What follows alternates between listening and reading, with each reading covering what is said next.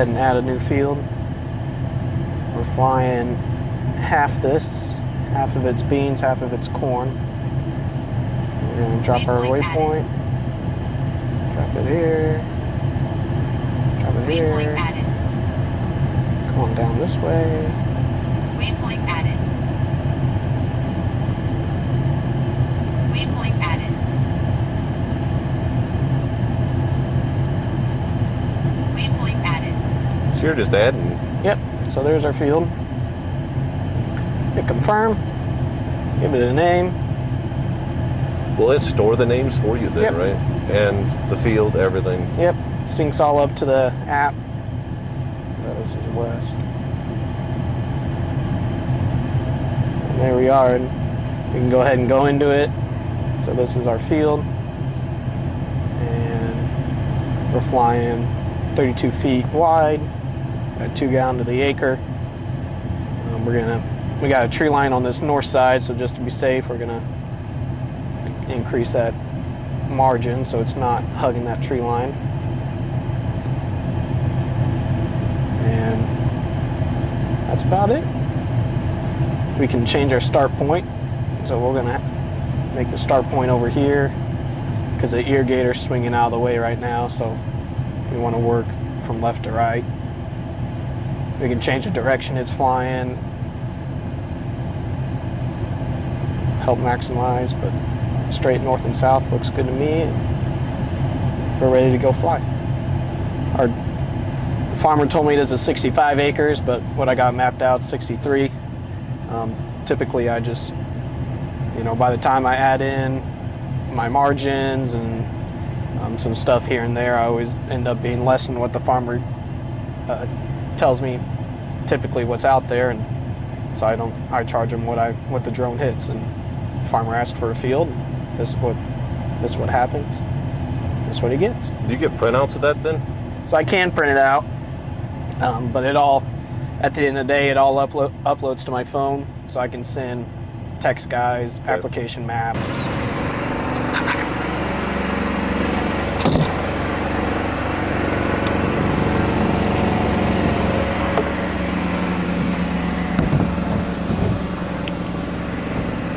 While it's filling up, we're gonna go ahead and get our thing pulled up here.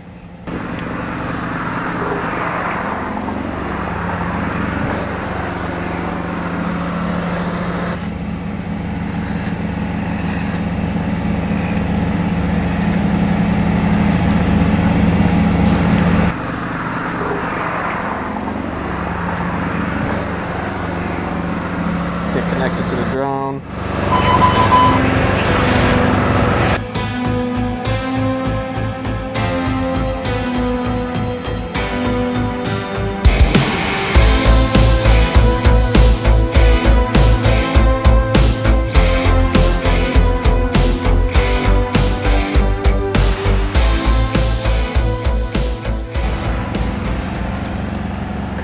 So it's headed out all the way to that start point. It's on autopilot right now, and so it's going to go to that GPS point and start the mission. That's the set point that you have set up for it, right? Correct. Yep. Today we're spraying for a farmer, high manager, pushes yield.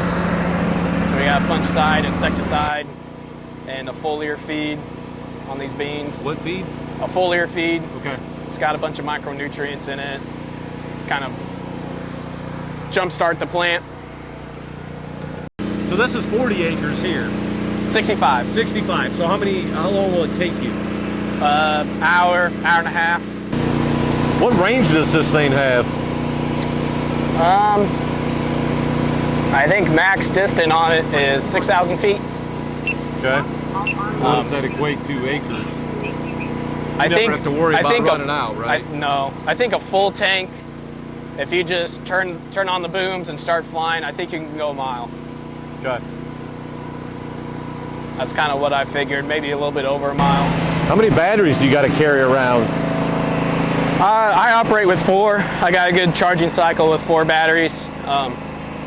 You can get away with 3, just sometimes if, you drain a battery down, it kind of throws off your charging cycle. So I kind of keep a backup one, and I got 3 tanks.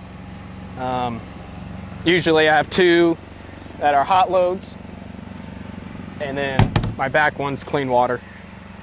So I can mix on my trailer if I need to, but usually 2 totes, 500 gallon of water. That's 250 acres a day. It's a pretty good day. So you carry, yeah, you have all your chemicals on here. Right. What else do you got to carry? Fuel, some fuel? Yeah, I usually have some backup gas just in case. I run 2 generators. I got a little Honda generator that runs all my pumps, and it's nice because it idles up and down. And then the main generator is made by DJI, which is the same company as the drone, and it has a charger built into the generator, and it does pretty good. I haven't had a problem with it. During hot July days, it did overheat a couple times, so actually I've got a fan blowing on it and fixed it. So I've heard of guys running bigger generators, and might be something I look into for next year, but I'm getting by for now. So is it able to sense like the irrigation? So it has obstacle and sensing on it. Typically when I'm flying with an irrigator, I communicate with the farmer, hey, point it, I'm gonna fly that field north and south. If you can have it pointed either straight north or straight south, when I get to it, I'll just bump up a couple feet for a pass and fly over it, and then drop back down to where I need to be and continue with the rest of the field. So I never have problems with irrigators. Irrigation. So it just ran out. I like to manually fly it back. I feel it's faster than returning to home and letting it fly itself. So how far of a radius do you fly then? I mean, as far as how far do you go out area-wise? For me, I don't venture out too far. Probably Hannibal, Palmyra, a little bit in West Ely. I haven't gone very far north either.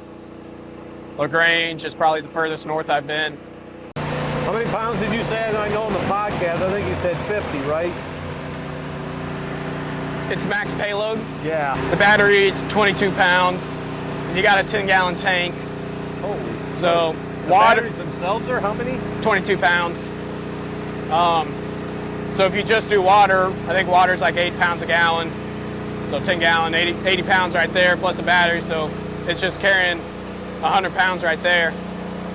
Some of these fungicides and foliar feeds, they're like 10 pounds a gallon. So it's even carrying more. I don't know the max payload off the top of my head. So then it's showing you on that screen how much it's got done and what it's doing. Yeah, it's giving me a progress map, basically.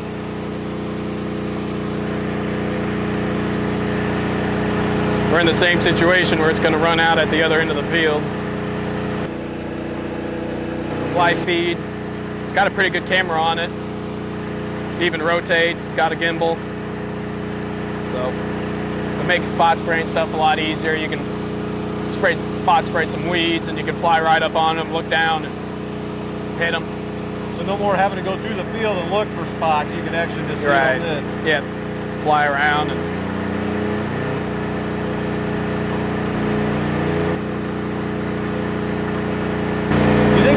farmers will get into it over airplanes?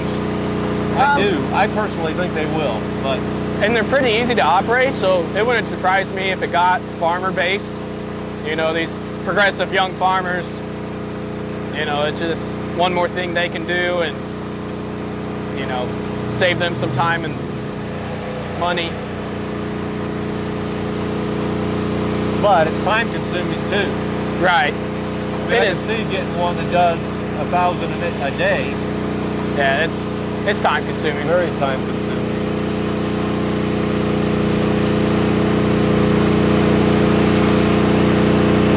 They come a long way though.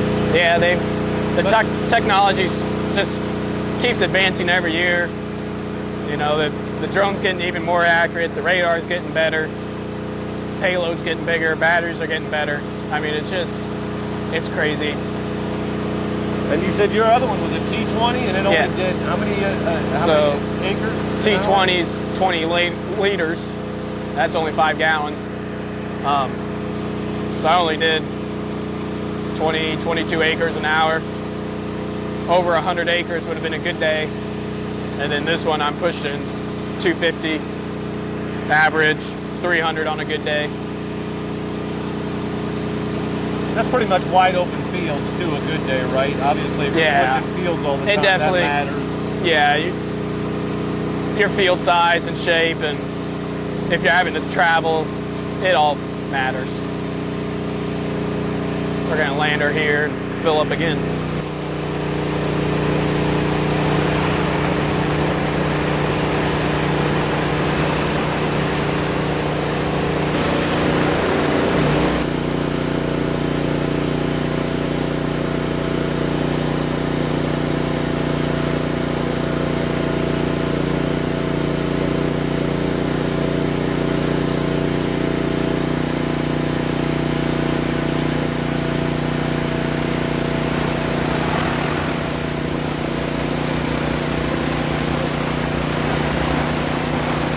So you do fungicide, but what is the other spray that you're adding? Nutrients too? I know that you did it on our field. Yep. So I did a foliar feed. Okay. It's just sometimes the plant's lacking nutrients. It's a good way to add a little jump start to them, Okay. get them going again. Especially after the dry spells that we've had, and it Yeah. doesn't look like rain coming at all for the this next week anyway. Yeah, it's hot next week. And hot this weekend, so how much more of a yield can you see? You had talked Sure. about a farmer that did not do fungicide, and there were some issues with doing the field. What do you see as far as the fungicide benefits the crop a lot. You get a healthier stock, so you can leave it out there a little bit longer. Corn doesn't go down, and then you get a yield increase. I don't know. Guys have seen it pay year over year. If it's a low disease pressure year, you don't see the yielding increase as much, but it always pays, and guys that are consistently doing it, they will always consistently do it. I mean, they believe in it, and it works. What kind of a yield is it? 25 an acre? Is it 50? It just obviously it's going to depend on a lot of things. Yeah, it No depends doubt on the about it. pressure for sure. What's out there? Yeah, it's kind of nice with the drone. A lot of these farmers, they're reaching out. I mean, we're doing a lot of check strips, and do half that field so I can see the difference out there. And so do farmers believe in this, or is that the reason they're only doing half is to see how much if it's worth the cost, the investment to do it? Yeah, they're wanting to see it on their own acre. They're wanting to prove it. Yeah, it seems like the young guys, they're all in on it. Sometimes the older guys are, I don't know about it. And you do a couple check strips, and they're like, well, I did, And you can physically see that, Oh, yeah. especially on the leaves. You Yeah, showed me you can- pictures, and the leaves were like brown and dried up. Yeah, you can get an aerial view and see half the field's nice and green and still alive, and half of it's starting to die. So any chance to keep that plant alive longer, maybe catch a rain, just anything helps. Keeps it from drying up. Yeah. I kind of let it go as far as it could. It's somewhat in the middle of the field. Hey Tom, just a little bit more. Actually, it's picking you up as an obstacle, so that's why it's landing. How far does that obstacle go then? You can adjust it. Okay. I got it set to 15 foot right now. Hating on that.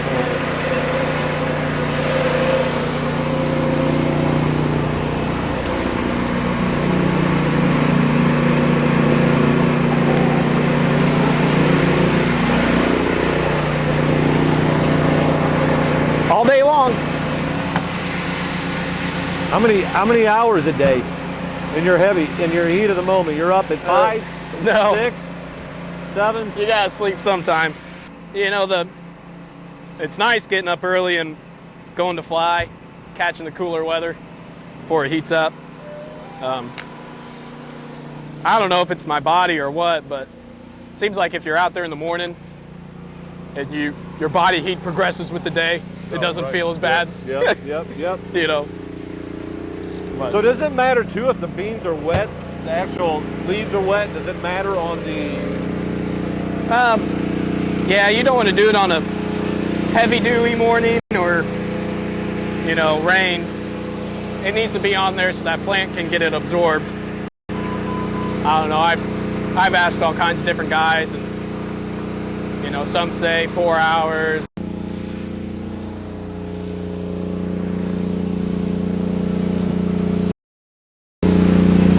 What else makes it challenging? That's a good question. Or what do you think the biggest challenge is? Honestly, when I first started, I thought finding acres would be my biggest challenge, and it just seems like acres find me. You know, it always, you know, if I get to the point where I'm overbooked and I'm having to turn guys down, I feel awful about it, but I also don't want to put that product on when it's past the crop's prime. And if I just can't get to it, maybe the plane can, and you know, he's got other options on the table. And I think that's another thing, you know, being local, it's just another option for these guys. You know, in this situation here, the guy's fungiciding his beans and he's just falling behind and calls me up, hey, can you help me get caught up? So he set aside 250 acres for me today and just help him, you know, get the product on there when the plant needs it at the right time. You know, just being useful.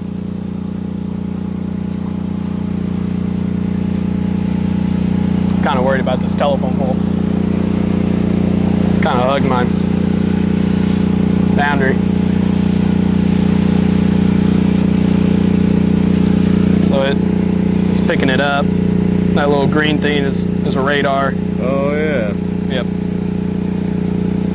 And so when it comes up on an obstacle, it'll emergency brake and have you either back away from it, you know.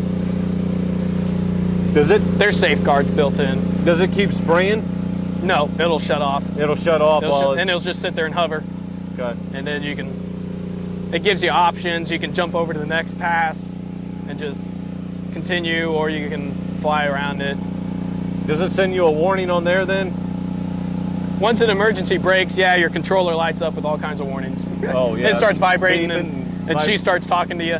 It kind of freaks you out, but pull up the camera, see what's going on. You know, if it's just sitting there and hovering, it'll sit there and hover. Can you override that then if it Yeah. accidentally does something? You're like, hey, there is nothing there. Well, yeah, sometimes I get in the situation where I'm in a tight landing spot. You know, maybe I got a tree line over here, and you know, there's some fields there's only one entry. You know, and so you got to squeeze your way in there. And so as you're trying to land, it's picking up the trees to both sides, and it's not one to come down. And I don't know, at that point, it's tough. You either got to move, or I got enough hose here where I can take off from the ground, and I got extra hose where I can link hoses together, and if I need to go out there 50, 60 feet, I got that ability. Good.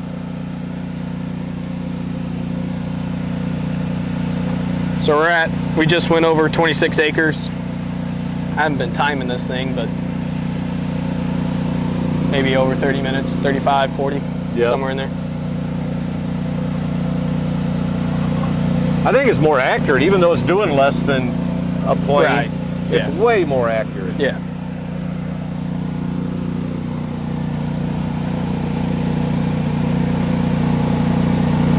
If you want accuracy, you go with the plane. Or not accuracy. If you want accuracy, you go with this. If you want speed and get it done, regardless of how much it gets done, you go with the plane. Right. They still got their place. And Oh, they do. yeah, I agree. When they are in a position where they got a big, long, flat field, they can get down there low. There's some crazy flyers out there. Oh, yeah. So she's about to run out. Oh, just ran out. So it'll automatically come back if I don't touch the remote.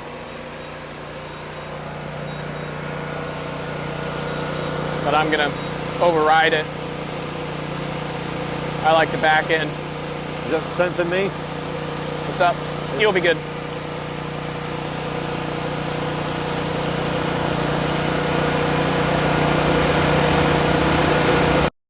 So I'm to a minute of downtime, a little over a minute, which I think is pretty good.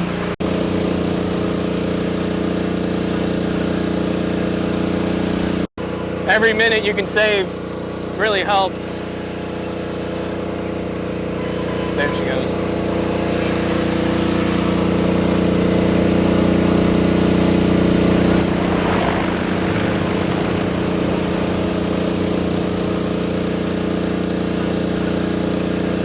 Like I was saying, every minute you can save, you know, basically a flight's 4 or 5 minutes.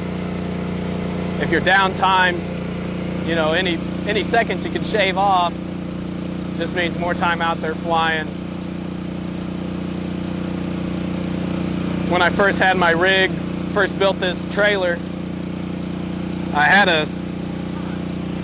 a small smaller pump, and my downtime was about 2 minutes and 20 seconds.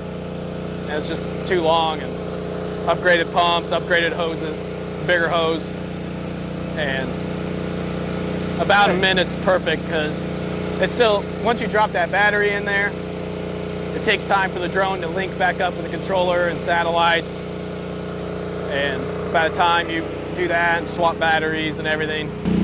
So do these batteries last longer too than your T20? Even though it's capacity time-wise, do they last about the same?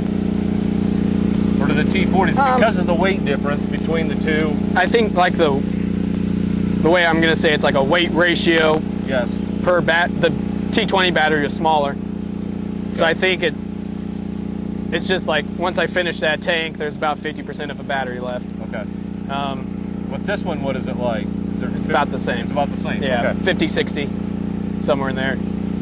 And I go ahead and swap batteries because it's gonna throw an alarm at you at 25% low battery alarm, and then basically I think you can change it on your settings. I think I have it set at 15 or 20%. It's gonna come home regardless. And at 5% it's landing. So you don't want to put yourself in that situation. So if it's out there, it knows how far it is from home. So if it gets down to 20%, realizes it can't even finish what it's doing, in order for that 20% to take it back home, it brings it back. No. Okay, it doesn't. It doesn't. That's up to the pilot. That's up to the pilot. It's just going off of battery percentage. Okay. Hey, you're at 20% battery. Here's an alarm. Okay. And whatever percentage, it's coming home. So. How high do you fly above the canopy then? I think we talked about in the podcast. 10, 15 feet? Yeah. Okay. We're flying 13 right now. Okay. Corn, it's weird. You got that tassel, so the drone's picking up the canopy. And, you know, beans, you get a nice broad. It's pretty easy to sense. Corn, sometimes the tassel messes with it, especially if it's tall tassel. So I fly corn at 15 feet. You still get your good 30-foot swath. But we're flying at 13 right now. I think it just helps get the product down closer to the bean. How much of an overlap does it get too when it's flying? You see that path. Is there any overlap to what it had previously done? Right. Or is it minimal? There is an overlap, I think, and they're doing more studies on this to how wide you can go without getting outside of a variance, you know. Sure. A standard, you know. Is this a brand new trailer? Yep, brand new trailer. Decking? Yep. My uncle, he's retired, and he was a carpenter, and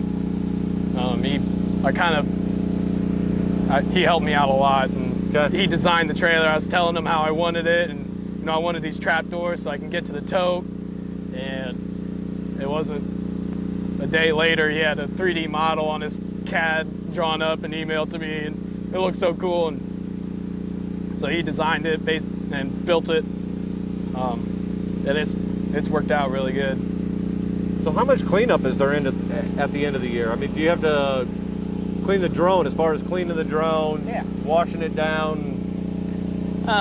End of the day, I'll run water through the boom, get out this fungicide, it's sticky, and you let it sit, you know, a day or two, it'll cake up on you. You have problems with nozzles plugging up too? Yeah, here and there. Okay. It just depends on the product, and whether you mixed it right or not. So I run water through it. I got clean water hooked up here and a pump, so I can actually just hose it off when I'm done here. And the whole drone's waterproof. You put a battery in, it seals, and so all the electrical's sealed up, so you can just hose it down, which is nice. And get the tank cleaned out. That's basically end of the day, and I'll probably give it a really good cleaning before I put it up for the year, and clean out all my hoses, make sure I have everything antifreeze, and get the trailer stuck away. You know, typically you get, last year I operated for 45 days, and that's your window, and so the more acres you can cover in that time, the better. So you get a short window, but you know. How much do you have to clean those nozzles then? I mean, if you're pushing 3,000, 10,000 an acre, do you ever have to worry about those plugging up? No. This drone does a really good job. It's got a different style nozzle on it. It doesn't clog as easy as, you know, like your pressurized T-jet nozzle. This is a rotary nozzle. So as it spins, you know, the chemical's coming down on it. As it spins, it's breaking up that droplet, so you can actually increase the speed and decrease your droplet size, and then you can slow the nozzle down and increase your droplet size to reduce drift. Okay. So yeah, because it's a different ratio for corn than beans, right? No. Or is it pretty much consistent? It's pretty much consistent. I'm always spraying 2 gallons to the acre. Okay. Different fungicides call for different rates. Correct. So how that's do you adjust that then? You put different nozzles in there, Nope. or just? No, Okay. it's just, you know, some stuff's 13 ounces to the acre, or some's 8. You just get it in your solution and go. Okay. So it's Yep. it's in the solution, not in the Yep. nozzle itself. Yep.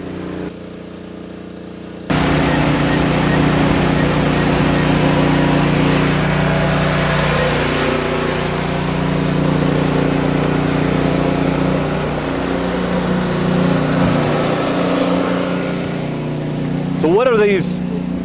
What is this actually? Is this PVC, or what is the actual material of the blades themselves? I don't know what the material of the blades are. They're a hard plastic. Okay. They do break. I got extra in the truck, and it's just an Allen. Allen wrench. Yep. you Change can it out. Pop them out, change them in the field. Pretty easy. The rest of the drone's carbon fiber, so it's pretty lightweight. Carbon fiber. Okay. Yeah. Except for the main frame, it's a thin steel, but Okay. the arms are carbon fiber, the frame's carbon fiber, so pretty light. Yeah. I think it's pretty cool that they, the same company that makes your drone is the same company that makes gimbals. Well, yeah. They're just branching out. They are. We are too. Yeah.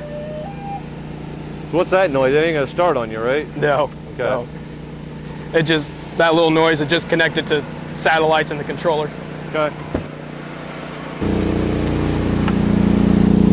So what are you seeing on yields? Yeah.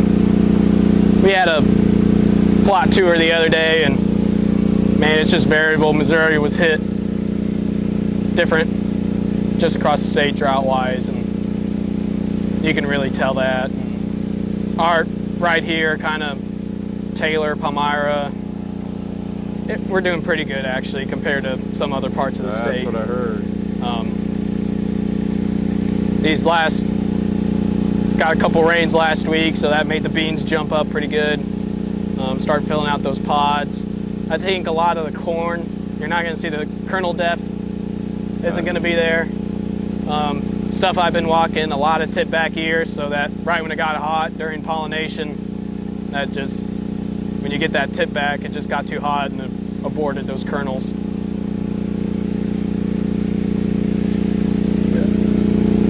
There's a tree line. Going right at the trees, sees it. So it's picking it up, sensing it. That's his irrigator stop. We'll see what happens. And I can just manually bump up, boop, and it'll drop back down.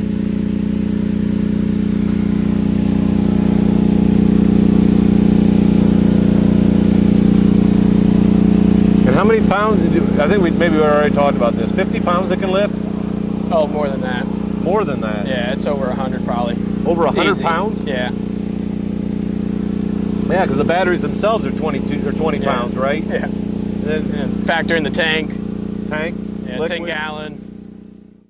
So right now we're kind of parked in the field in kind of a bare area. And the drone's coming right at us. I have it mapped to go over us, but what you can do is when it's coming up here, I can manually stop the drone, let it finish pretty close. Stop the drone, and then it gives me the option. I can just slide over to the next pass, turn, slide over 30 feet,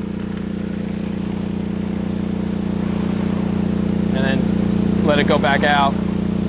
So there's ways to manually manipulate the mission. Kind of once you have it set, it's hard to change, flight direction or anything like that. If they planted it north and south, they'll have me fly it east and west, and then leave them a check strip or a couple blank strips out there, so as they're harvesting in the combine, they'll see the yield dip on their monitor. Okay. Just depends on the guy. And cost-wise too, it's got to be higher for the plane. No? I don't know what their you got to think their input's a little bit higher. Plane, fuel. Their overhead's probably higher, but they're covering a lot of acres. We got to chatting and it ran out at the other end of the field, so we're waiting for it to come back. Oh, it's coming back? Yeah. Would it run out of liquid? Yeah.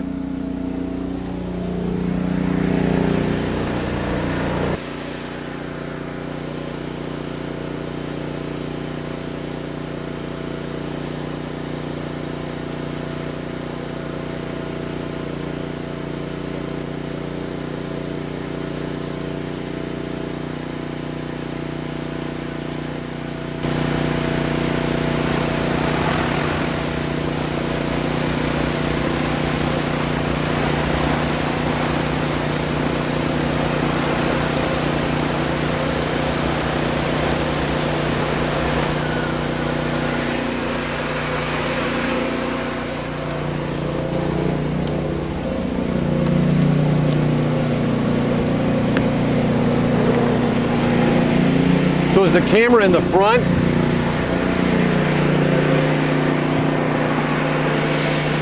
Yeah, good question. So it only flies forward. My old drone, it would actually fly in reverse. So it'd get to the end of the pass, slide over, and then slide in or fly in reverse. And it had nozzles on both ends. Okay. And that drone would get so dirty, it was crazy. This guy actually stays pretty clean because he's only flying forward and the nozzles are in the back.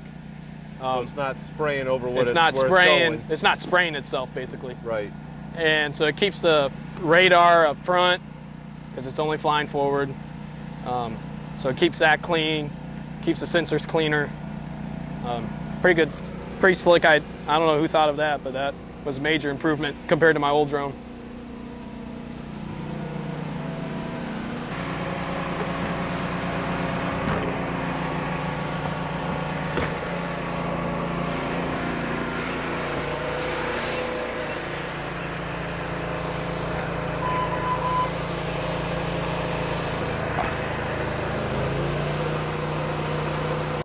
So it's sensing where it needs to go back to. Yeah, so once I kick it into autopilot, basically, it'll stop and point to where it needs to go and head there.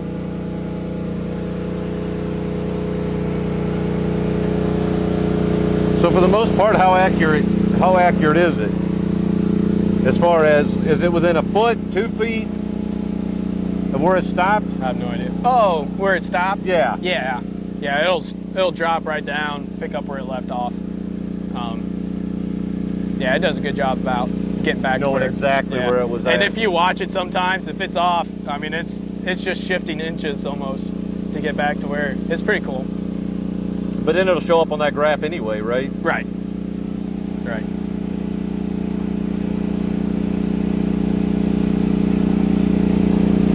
So what are all the white spots? So the white line is just manual flight. Okay.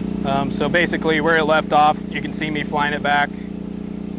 But that won't take into account what it sprayed or has not Correct. sprayed. Correct. Regardless, it will So do it's only calculating when the boom's on. Okay. It's calculating its acres. So manually, when the sprayer's on, you're not manually running it. It's Right. all automatic. It's just flying. It's me doing its flying thing.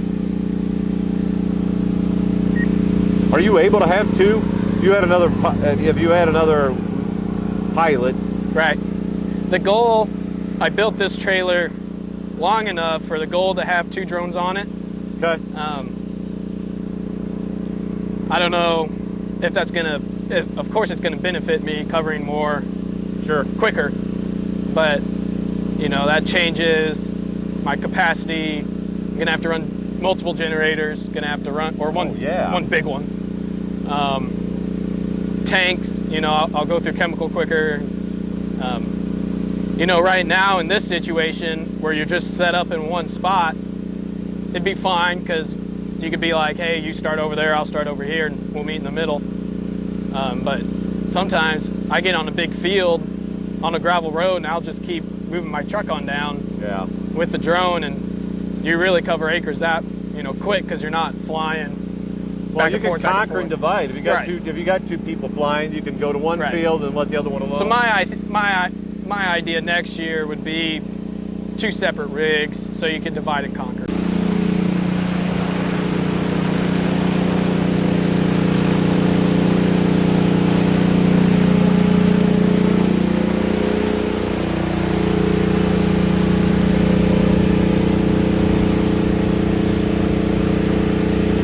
So even in that situation, I can come back and manually hit my end rows, touch up if I miss a spot or 2. Problem is, it's just like farmers. Remember the 4400 combines? Remember the 66? They got bigger, so guess what? Now that Parker wagon we used to haul in with ain't big enough, so now we need to get a semi. Yep. Now they got combines. Right. There's not enough semis to keep up with them. Yep. You get getting bigger and bigger to the point that you got to keep beefing everything up to get there. You increase your efficiency, you're gonna have to increase your capacity to do it. It's just. So in 5 years, you're going to have a semi backed up Right. with a flatbed. I don't know about 4 drones lined up on that thing. There's some fields I've been in where, it was a tight fit, and the problem is if you pull into the field, the hardest part sometimes getting out. Oh, I guarantee Without, Yep. sometimes you have to be the guy. Hey, I ran over some crop. I couldn't back out. So I'm sorry. I'll make it up to you. Been there. Oh yeah. A lot of fields are down a long dirt road and crop on both sides, which is good for me because when I'm flying, I'll just keep going on down. But when you get to the other end, there's no place to turn around and you back out. And you did wheat this year too. Yeah, I did quite a bit of wheat. That's really got diseases though, right? From what you were saying? Yeah, one of the main diseases in wheat's that head scab. And you'll actually get docked at the elevator for that. So guys like to spray for that so they don't get docked. And it helps increase yield.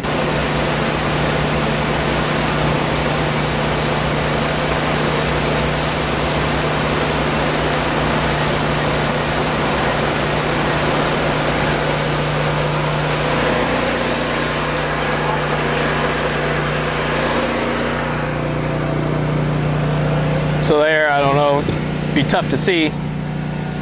So it gave me a summary of that mission. So I did 4.73 acres, 9.4 gallon. It's telling me I got 17 acres remaining. Flight time was 4 minutes and 3 seconds.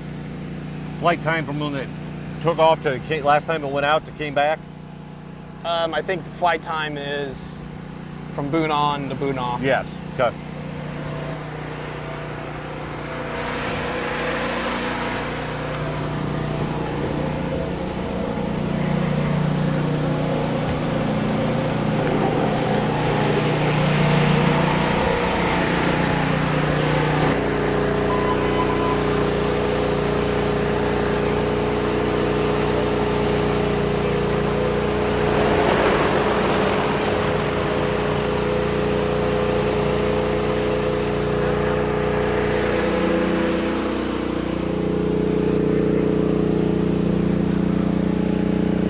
So today's been a pretty good day. I got started late. I started right at noon basically, and I did 40 acres and then traveled to another field. That was 90, and then traveled here, and then this is 65. And it is, I don't have to watch on me. Dang it. It is 5:13. Okay, 5 hours, 200 acres-ish when I get done with this.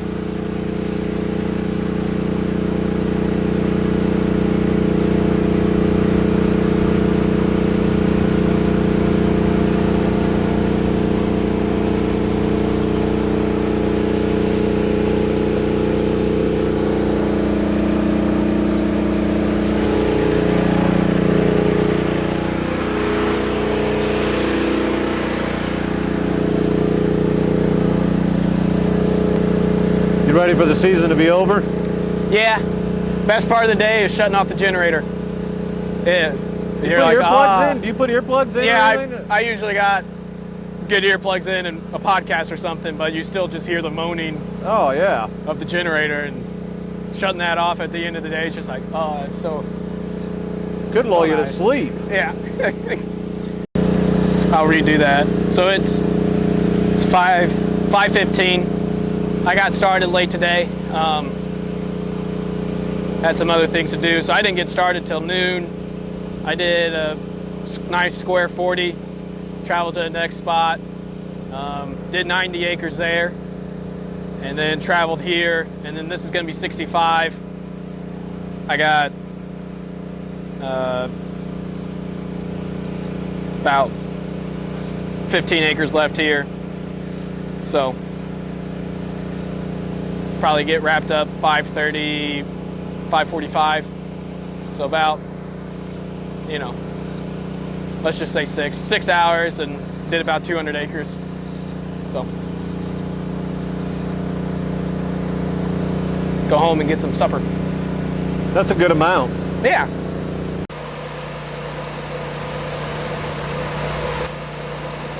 So what about spraying for weeds? Do you do any of that, or they're just so short that there's no need for it and they can use?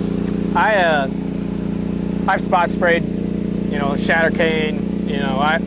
I haven't done whole fields of herbicide. I try to actually stay away from it just from liability wise. They're starting to do a lot more testing with drones and herbicide application. I think it's going to be really beneficial in burn down situations. When the field's bare, no crop, and you're just killing the weeds so you can come in and plant,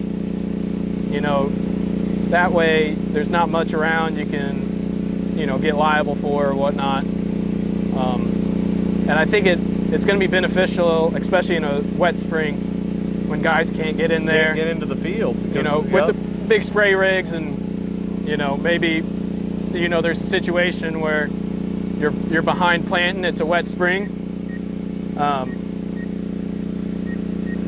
Is it sensing something? It's picking up the tree line. It's all good. So yeah, a wet spring, especially in May, Missouri, May monsoon, you always get plenty of rain in May, it seems like. So coming in and being able to burn down a field for a guy, I think that's probably where a drone can get beneficial from. Okay. It might be something to branch into.